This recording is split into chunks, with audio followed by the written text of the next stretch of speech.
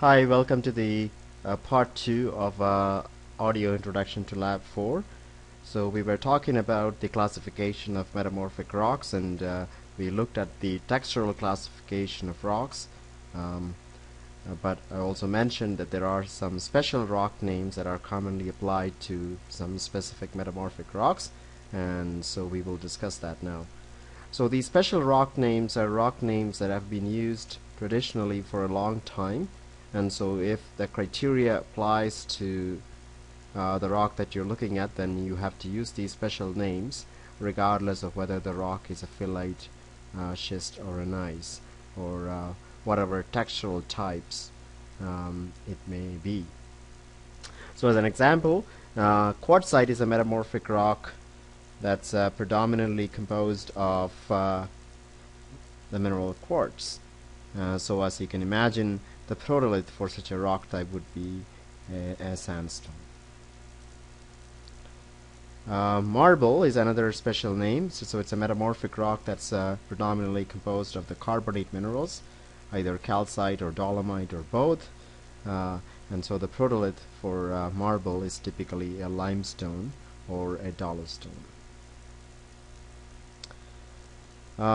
An amphibolite is a metamorphic rock that's dominated by the minerals hornblende and plagioclase. So if these two minerals are the main components of a metamorphic rock, so then you have to call the rock an amphibolite. Also keep in mind that amphibolites may be foliated or non-foliated. Typically the protolith for an amphibolite is a mafic igneous rock like a basalt or a gabbro. One last special name is the rock what we call migmatite. So migmatite is a complex rock showing some complex textures in which the foliations are intensely deformed and also have this segregation into dark colored and light colored layers. So typically migmatites form at high temperatures when the rock deforms in a ductile fashion, and hence the highly deformed nature of the foliations that we see. And these light colored portions where felsic minerals dominate is called leucosome, and the dark colored portions are called melanosomes. So the light colored portions are typically thought to be have crystallized from a melt layer. So in other words, the metamorphic rock has been metamorphosed to a higher degree or high temperature where the rock has undergone melting, and the recrystallization of these melt in pockets produces the leucosomes. So the melanosomes then represents the mafic rich part of the rock that's devoid of such melts. Okay. So moving on to sedimentary rocks. So we have already looked at the classification of clastic sedimentary rocks based upon the size of the class. So I'll just quickly review some of those concepts here. So if the sedimentary rock is primarily composed of clay-sized class, then this rock is called either a mudstone or shale. Mudstone if the rock is massive, whereas we use the term shale if it's more fissile. In other words, the rock tends to break along smooth surfaces. If the class size is predominantly silt, then we call the rock a siltstone. If it's sand, we call it a sandstone. And if the class size are larger than sand size, then it could be either a conglomerate or breccia, and the distinction between conglomerate and breccia is dependent on the roundness of the class. If the class are rounded, then we use the name conglomerate. If the class are more angular, then we use the term breccia. Okay, so one additional classification scheme that we're going to use in this lab is for sandstones. So as we know, the term sandstone simply conveys the idea that the rock is composed of sand-sized grains. But we can classify the sandstone based upon the dominant mineralogy of the sandstones. So typically sandstones are composed of the mineral quartz, which is often the most abundant constituent of sandstones. It can also have some amount of feldspar, and also have some lithics, which are essentially rock fragments. So lithics are rock fragments that contain more than one mineral.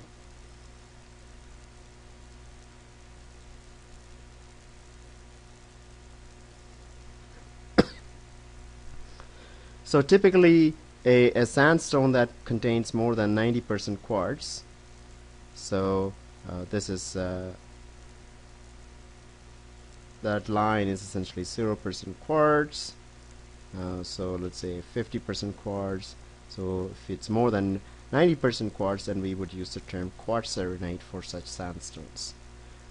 If on the other hand the sandstone contained an appreciable amount of feldspar, and if the feldspars are more than 50% than the rock fragments, then we would call it a feldspathic arenite.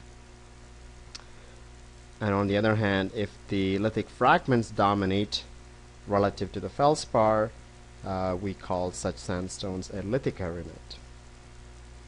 Okay.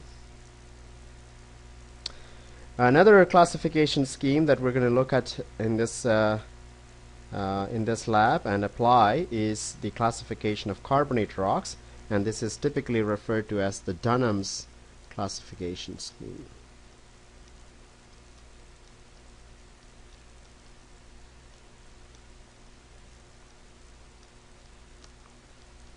So carbonate rocks are primarily composed of either calcite or dolomite.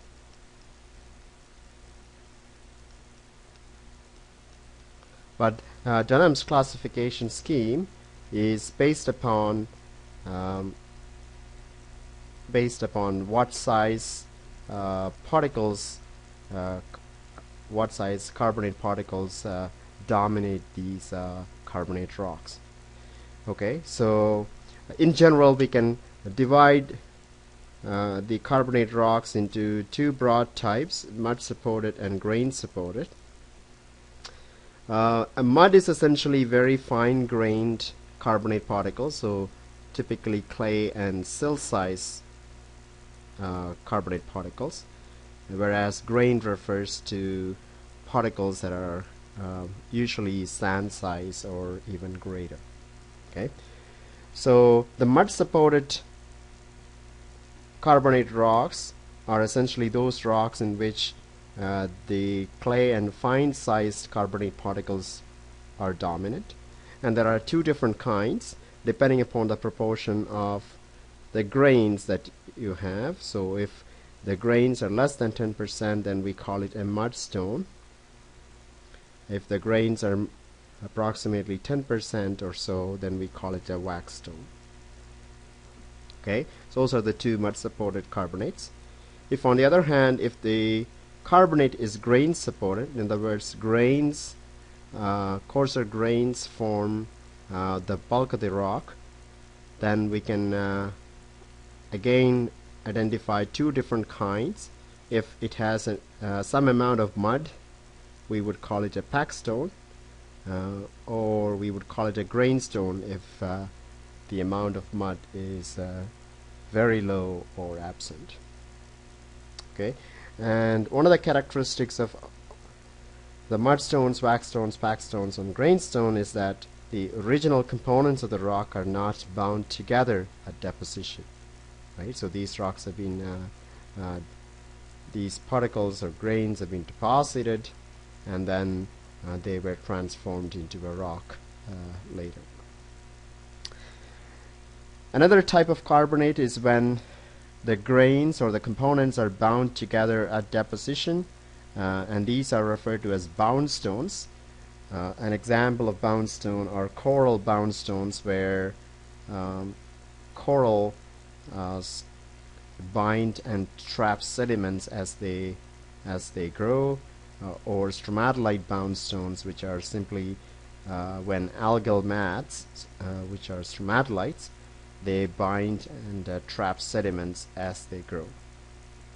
Okay, so the distinction between boundstone and the rest of the type of carbonates is that in boundstone we see evidence of original components being bound together at deposition. A couple of other features that you might see in limestones are, one of them is called ooids. So ooids are simply spherical concretions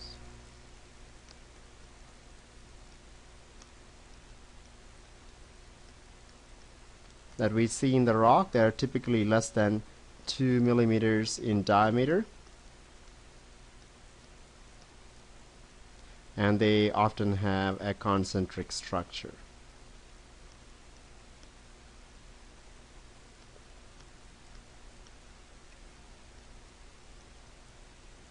So these ooids are concretions that form within a nucleus. So once the nucleus forms, then the rolling of that nucleus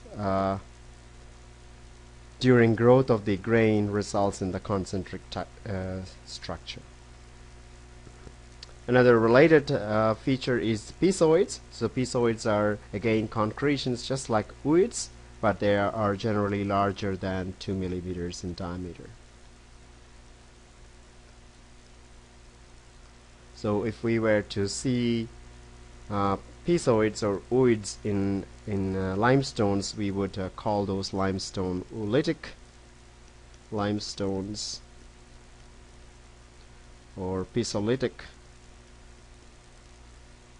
limestones to convey the information that they contain ooids or piezoids, which are concretions. Now I want to talk a little bit about the sedimentary structures. One of the most common sedimentary structures that are observable in most sedimentary rocks is the presence of layering, which we refer to as bedding. So beds are simply layers of sedimentary rock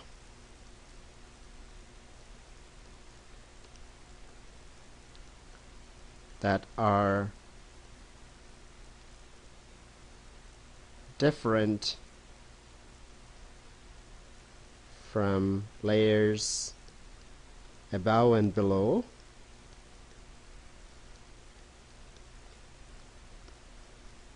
either in texture or composition. So the contacts between the beds is what we call bedding planes.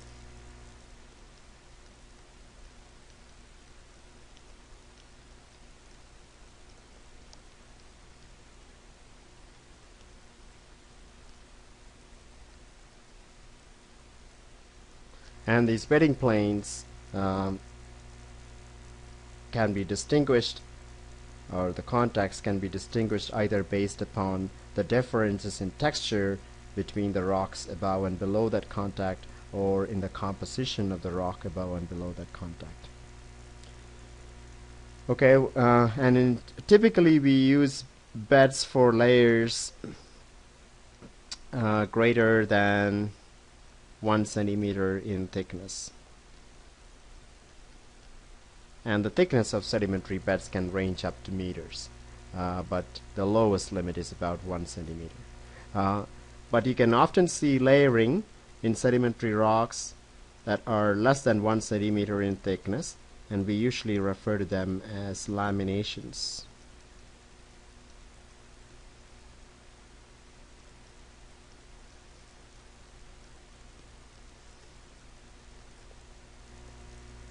Okay, or we use the plural laminae.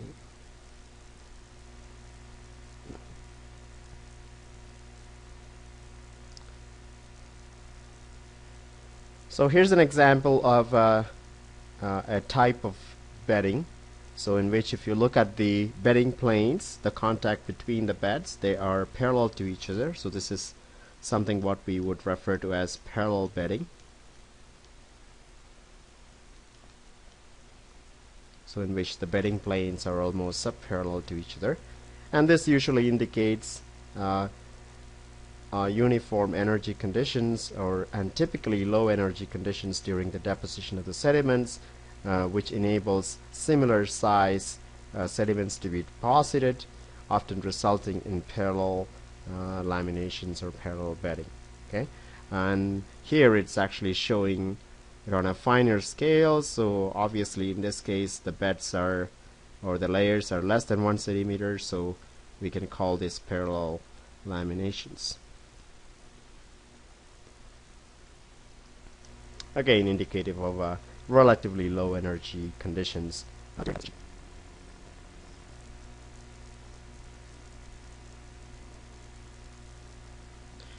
Here's a different type of bedding. So if you look at the bedding planes here, they are more irregular or more wavy in nature. So they're more undulating in nature, so we call this wavy bedding.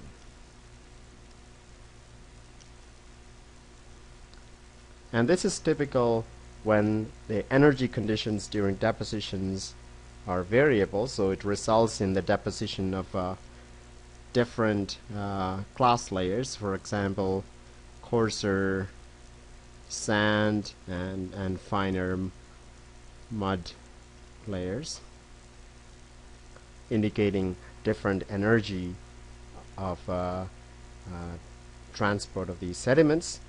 And as a result, due to the differential compaction of these layers during the formation of the rock, oftentimes the bedding planes appear to be more undulating or wavy in nature.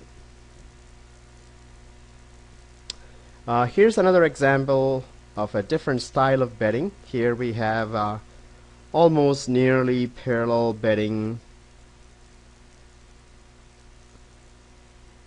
and then we also have a layer above that has nearly parallel bedding, but in between you can see that the beds are inclined.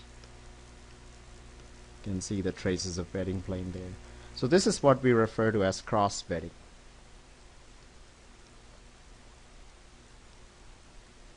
So cross bedding essentially refers to the presence of inclined bedding relative to the beds above and below it.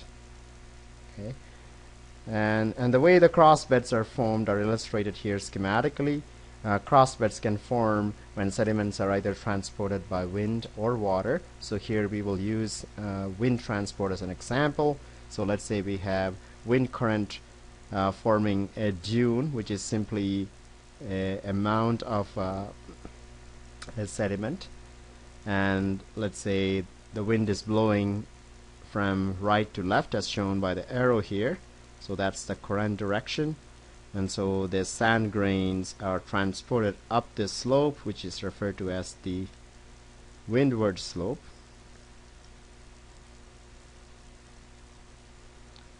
And once they get to the top, they are then deposited on this slip face, which is called the leeward slope. So notice here that the windward slope is shallow and the leeward slope is steeper, and the deposition of sand grains on the leeward slope give rise to beds that are inclined in nature, right? So with over time you would develop these beds that are inclined to the horizontal.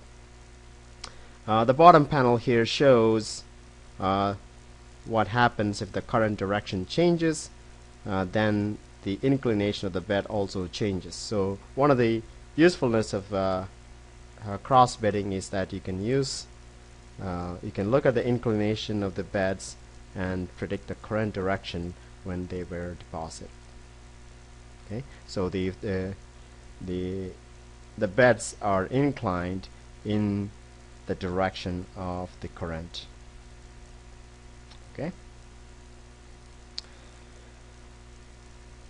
Just to look at some cross bedding in detail. So if you look at this cross beds here, you can see that there is there are these layers at the bottom, which are referred to as the bottom set bed.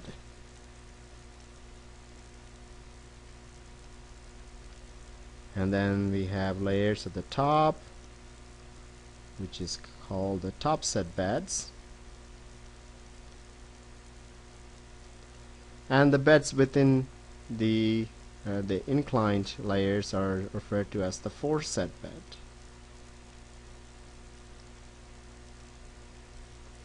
So one of the things that you would notice if you were to look at the foreset bed is that the foreset beds are become tangential to the bottom set bed at the bottom. Okay, if you look at it, they kind of merge into the bottom set beds. But if you look at the top, where they intersect the top set bed, they are at a fairly high angle. So that high angle intersection is generally referred to as a truncation.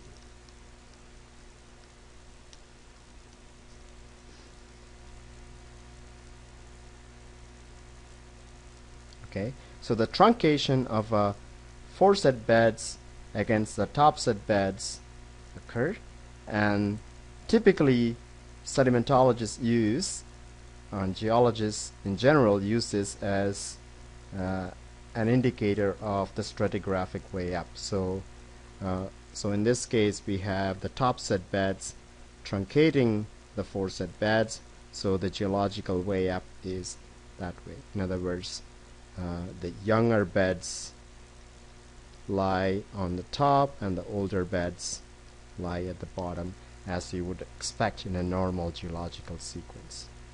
Okay, so one of the usefulness of cross bedding is to look at these truncations and tell which way is the stratigraphic way up.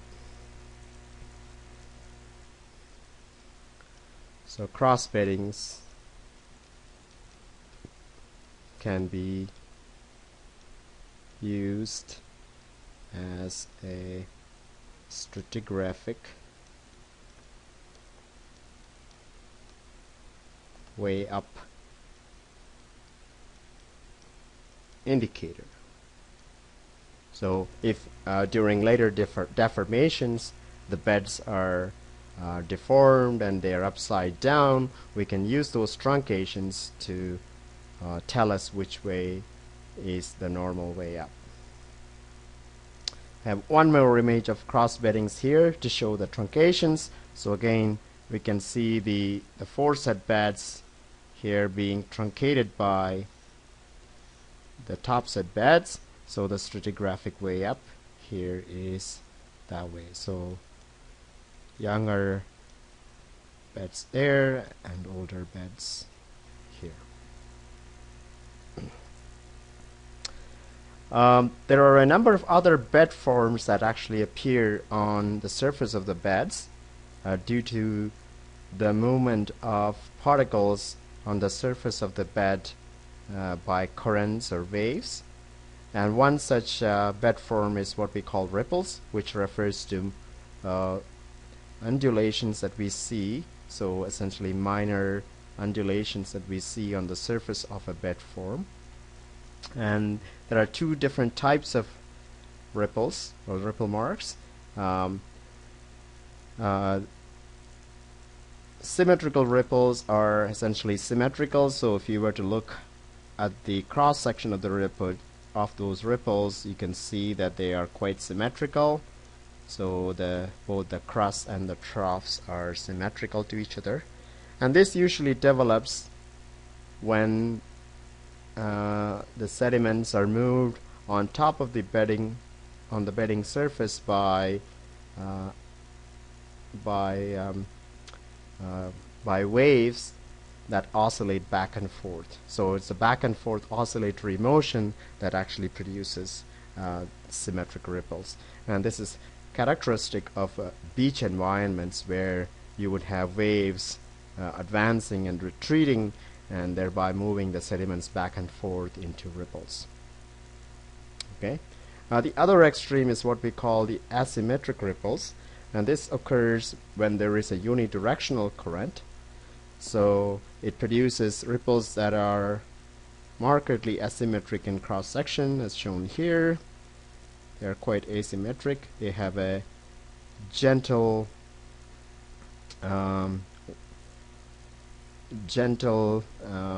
upcurrent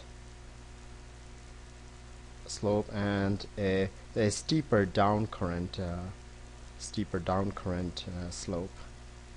Okay, and we can use that asymmetry to also figure out the direction of the current that actually generated those ripples.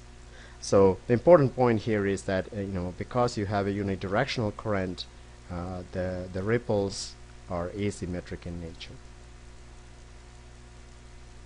Okay, so they're also generally referred to as current ripples, whereas symmetrical ripples are commonly referred to as wave ripples.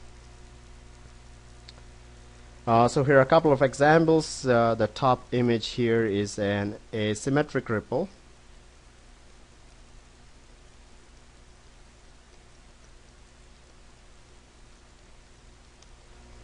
Whereas the bottom one is asymmetric.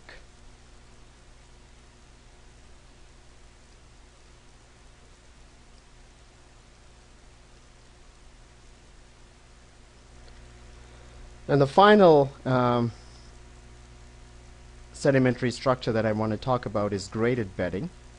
Oftentimes when deposition of sediment occurs from water, or sometimes even from wind, typically as the energy of the water decreases, the deposition of coarser sediments occurs first, followed by finer sediments that are suspended in water.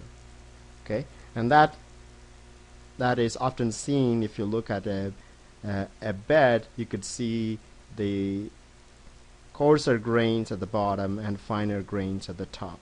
Okay, such transition from coarser to finer grained material within a bed is referred to as graded bedding. Okay, so graded bedding refers to the presence of coarser class at the bottom of the bed and finer class at the top of the bed. Okay, and that can actually be repeated during each cycle of deposition of the sediment, as shown here. So each cycle begins with coarser material at the bottom and then finer material at the top. Okay, so here's a picture that actually shows that. It's sort of hard to see the bedding plane, but if we were to look carefully, you can see a transition which is right about there. So if you look at the bed at the bottom, you can see much more coarser grains at the bottom and gradually fining towards the top. So here's fine material at the top, coarse at the bottom, and it transitions into the next bed, which again has coarser material at the bottom and finer material at the top.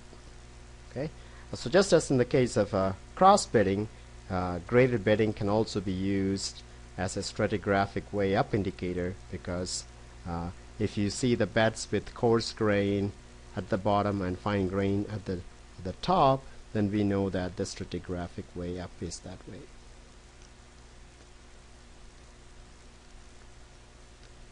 Okay, because that's what we would expect in a normally deposited sedimentary sequence, with coarser grains at the bottom and finer grains at the top. Okay, so that's all I have for you for this week. Again, just use the observations of textures that you have made in previous labs to aid in classification of the rocks. First, the identification of the rock as whether it's igneous, metamorphic, or sedimentary, and then think about classifying the rock based upon the schemes that we've discussed.